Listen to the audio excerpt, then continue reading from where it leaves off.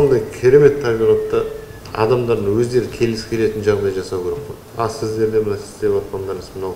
Анау көпқабатты үйлердің түрлерін қарасаңызшы. Сыртын бір түсіп қалған. Жеке болсын, асарлатыңыз, басқа біреуді шақырыңыз.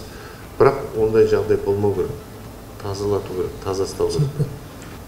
Демеуші бола ма, өздеріңіз шығып істейсіздер ма, басқа осындайларды жасайтын бір жолын табу керексіздер ғой сіздер. Мыналардың бар ақкелін, краскелін жылда көктемде бір тазаланып тұру керек қой.